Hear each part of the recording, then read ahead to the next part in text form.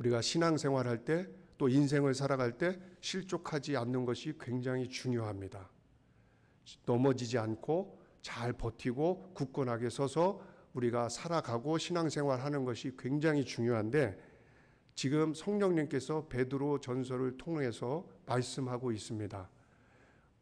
어떻게 하면 실족하지 않겠느냐라고 얘기하는데, 어떻게 하면 정답이 뭐냐면요, 우리가 뭘 붙잡는 거예요. 뭘 붙잡냐? 부르심과 택하심을 굳건하게 붙잡아라. 그러면 너희가 실족하지 않을 것이다. 이렇게 얘기하고 있습니다. 지금 이것에 대한 베드로 사도를 통해서 누구한테 언제 얘기했는지를 알면 좀 더 우리가 이해하거나 우리의 은혜가 더 있습니다. 예, 사진 보여주세요.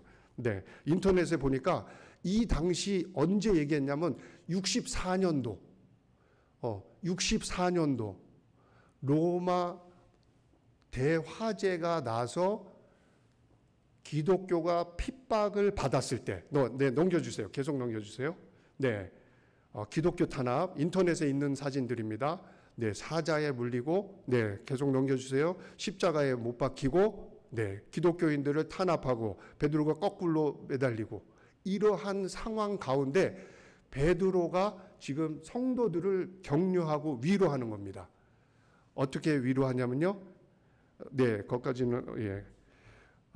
어떻게 위로하냐면 너의 부르심과 택하심을 완전히 굳건하게 붙잡아라. 이렇게 위로하고 있는 것입니다. 예수를 믿으면 죽고, 믿는다고 고백하면 죽고, 예수를 안 믿는다고 부인하면 사는 그 순간에 우리가 어떻게 소망을 가지고 어떻게 믿음을 가질 수 있을까? 성령님께서 베드로를 통해서 얘기하시죠. 너의 부르심과 택하심을 굳건하게 붙잡아라. 그러하면 실족하지 아니하리라. 이렇게 얘기하고 있습니다. 베드로 전후서에서 말하고 있는 중요한 핵심 두 가지가 있습니다. 하나는 지금 말씀드린 거고요. 또 하나는 예수님께서 반드시 다시 오신다라고 얘기하고 있습니다. 예수님께서 반드시 다시 오신다. 이 말씀 하나고, 또 하나는 너의 부르심과 택하심을 굳건하게 붙잡아라. 이 얘기를 하고 있는 거예요. 우리가 첫 번째, 예수님께서 다시 오신다라는 것은 누구에게나 기쁜 소식은 아닙니다. 왜냐하면 예수님께서 오셨을 때 해야 될 일이 있는데, 가장 큰 두 가지 일은 하나, 예수님께서 심판하시는 일과 예수님께서 결산하시는 이 두 가지 일이 있습니다. 이 두 가지 앞에 우리가 어떤 사람들은 두렵고 떨리고 어떤 사람들은 소망이 되고 기쁨이 된다라는 거죠. 예수님께서 다시 오신다라고 했을 때 심판이 있습니다. 심판이 있다는 것은 악인과 의인을 나누시겠다라는 거고, 우리가 거짓과 참된 사람을 나누시겠다라는 거고, 알곡과 쭉정이를 나누시겠다라는 거죠. 그리고 결산한다라는 것은 우리의 성도들, 신자들을 잘했다 칭찬하실 수도 있고 꾸짖고 책망하실 수도 있다라는 거예요. 잘한 성도들은 칭찬하시고 거기에 상급을 더하여 주시고, 또 우리가 충성되다 우리를 기쁘게 받아주신다라는 거예요. 그 두 가지 사실 가운데 우리 유니온 교회 분들은 우리가 두렵고 떨림이 아니라 오히려 예수님 다시 온다라는 그 사실 자체가 우리의 소망이 되시기를 간절히 축원드립니다. 네. 두 번째, 부르심과 택하심을 굳게 하라. 이것은 아까 말씀드린 예수님이 다시 오신다라는 것은 앞으로 일어날 일이에요. 앞으로 우리가 경험되어질, 우리 성도들이 앞으로 경험되어질 일이지만, 지금 부르심과 택하심은 우리가 벌써 경험했던 겁니다. 우리가 경험했던 것들을 붙잡는 거죠. 그것은 우리가 베드로 전서 1장 2절에서 우리가 좀 더 베드로 사도가 자세히 얘기하고 있습니다. 한번 우리가 다 함께 합독하시겠습니다.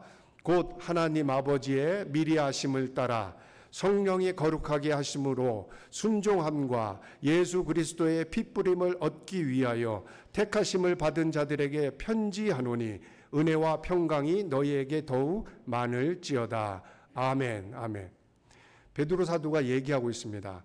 하나님 아버지의 미리 아심을 따라, 지금 성부 하나님의 미리 아심을 따라, 이게 택하심이에요. 그리고 성령님께서 우리를 거룩하게 하신다라는 거죠. 그리고 예수님의 예수 그리스도의 핏뿌림을 얻기 위하여, 순종함과 핏뿌림을 얻기 위하여 우리를 부르셨다라는 겁니다. 이 부르신 자들에게 은혜와 평강을 얘기하고 있습니다. 지금 베드로가 얘기하고자 하는 것은 어떻게 우리가 부르심을 받았느냐, 어떻게 우리가 택하심을 받았냐를 설명하고 있어요. 성삼위 하나님께서 역사하셨다라는 거죠. 우리가 성삼위 하나님, 전지전능하신 하나님께서 우리를 미리 아시고 택하셨다라는 거예요. 그리고 성령님의 거룩하게 하심을 통해서 우리가 거룩하게 됐다라는 것이고, 그리고 예수 그리스도의 핏뿌림, 우리가 구약시대에 죄사함을 얻기 위하여 양을 잡고 그 피를 뿌리는 것처럼 그 예수님의 보혈이 우리에게 뿌려지는 것, 그래서 그 피가 우리를 대속하고 깨끗하게 씻겨지는 성삼위 하나님의 완전하신 구원 사역을 얘기하고 있습니다. 그것이 그 당시에 그들이 붙잡아야 될 일이라는 거예요. 그 탄압받은 그 사람들, 2000년 전에 죽음 앞에서 예수 그리스도를 믿고 예수 그리스도 때문에 죽어가는 그분들이 붙잡아야 될 소망의 말씀이 뭐냐면 이 말씀이라는 거죠. 너를 어떻게 구원했는지, 너를 어떻게 부르시고 택하셨는지를 굳건히 잡고 기억하라. 그러하면 실족하지 아니하리라. 이렇게 얘기하고 있습니다. 성삼위 하나님께서 움직이신 것처럼 완전하게 누구 하나도 방관하지 않았어요. 그러니까 하나님은 움직이시고 성령님은 가만히 계시고 그게 아니라는 거죠. 하나님께서도 움직이시고 성령님께서도 움직이시고 예수 그리스도께서 성자께서도 움직이셔서 모든 이 세 분이 완전하게 열심을 다해서 우리를 구원하셨다는 거예요. 그것만큼 우리가 존귀한 존재라고 얘기하고 있습니다. 아멘, 아멘. 우리가 이 말씀이 누가복음 5장에 예수님께서 베드로를 처음 불렀을 때의 말씀하고 연결이 됩니다. 그때에 베드로가 이러한 고백을 해요. 그 상황 아시죠? 이렇게 밤새 근데 고기를 못 잡았어요. 예수님이 와서 베드로의 배에 타가지고 말씀 전하시고, 야, 깊은 데 가서 그물 던져라. 그랬더니, 내가 밤새, 이거 안 됐는데, 오케이, 가겠습니다. 하고 갔어요. 갔더니 고기가 2배에 가득 찰 만큼 넘쳐났습니다. 그때에 베드로가 얘기를 했어요. 주님, 저는 죄인입니다. 저에게서 떠나십시오. 제가 예전에는 이 얘기를 이해를 못했어요. 아니, 고기 잘 잡고 왜 갑자기 뜬금없이 저는 죄인입니다. 떠나십시오. 왜 이런 말을 베드로가 했을까? 감사합니다. 고기 잘 잡게 해주셔서 고맙습니다. 당신 덕분에 제가 오늘 큰 수익을 얻었네요. 이런 게 정상 아닌가? 그렇게 생각이 들었었어요. 근데 오늘 말씀을 비교해 봤을 때 베드로의 그때의 상황이 성령님의 거룩하심이 있었다라는 거죠. 성령님이 역사하셨다라는 거예요. 사실 근데 우리가 이런 경험을 우리 또한, 우리 성도들 또한 다 하고 했었던 겁니다. 우리가 사실은 하나님 예수 그리스도를 우리가 스스로 믿은 것처럼, 우리가 찾아서 믿은 것처럼, 이슬람 신도 아니고 불교도 아니고 예수 그리스도를 내가 찾아서 믿은 것처럼 생각이 들지만, 그렇게 생각했지만 사실 그게 아니잖아요. 하나님께서 우리를 부르셨어요. 하나님께서 우리를 택하셨습니다.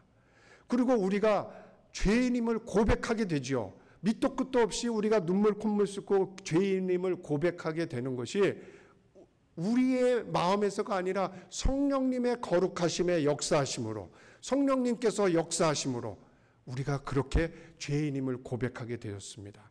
그리고 예수 그리스도의 십자가의 보혈, 그 앞에 우리가 두 손 들고 순종하는 거죠. 그 사랑 앞에, 그 은혜 앞에 우리가 순종하는 겁니다. 우리가 그러한 것들을 경험했어요. 유니온 교회는 그러한 것들을 경험한 우리의 신앙 공동체입니다.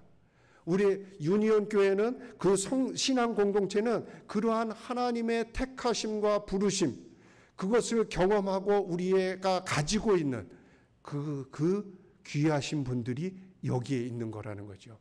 핏값 주고 사신 분들이라는 것입니다. 우리가 이러한 일들이 옛날에만 있었다고 보시면 안 돼요. 우리가 사진 하나 보내주세요. 23년도에 인도 마니푸리라는 곳에서 지금 메이테이 종족과 쿠키 종족이 싸웠어요. 23년도 재작년 일입니다. 거기에 근데 메이테이 이게 정치적인 문제로 시작됐는데 메이테이 종족은 힌두교가 많고 쿠키 종족은 기독교가 많아요. 그래서 얘네들이 그리고 이 메이테이 종족이 힘이 세요. 사람이 많고 이들이 충돌을 해가지고 싸움이 났는데 350교회가 방화되고 그 다음에 7천여 교회가 불이 타고 2천여 명이 죽고 4만 명의 난민이 되었어요. 지금 우리가 지구 건너편에 재작년에 일어났던 일입니다. 사람이 죽고 교회가 불타고 이러한 일들이. 그것들이 네, 사진 좀 계속 보여주세요. 네, 교회 불타는 사진. 인터넷에 많이 올라와 있어요. 네. 그리고 그 당시에 생각했어요.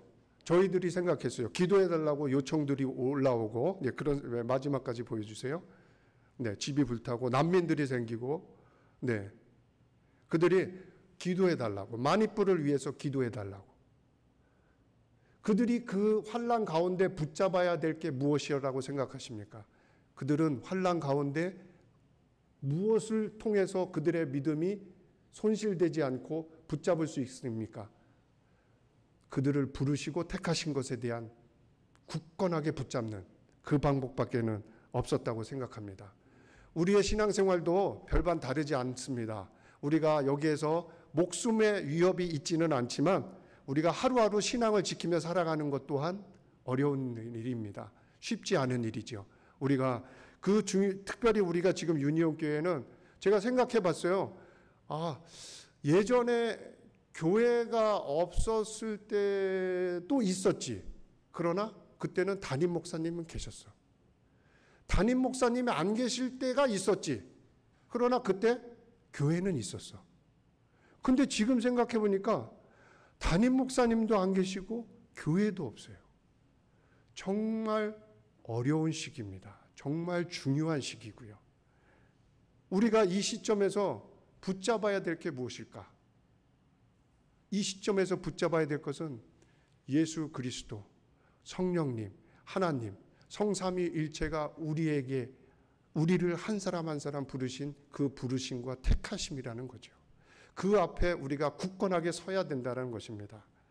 우리가 낙심하고 쓰러질 수밖에 없는 이 상황이지만 이 상황 안에서도 우리가 예수 그리스도의 의로운 손, 하나님의 의로운 손을 붙잡고 일어서서 또 눈물과 간구로 나아가시기를 간절히 축원드립니다. 제가 예전에 지나온 시간, 이 15년, 16년의 선교 사역을 보았을 때 버틸 수 있는 힘이 무엇인가 그렇게 생각을 해보니까 예전에 유니온 교회에서 신앙생활했던 그것들이시더라고요. 그것이 저의 힘이 되더라고요. 막 예전에 기억하시는 분이 있을지 모르겠어요.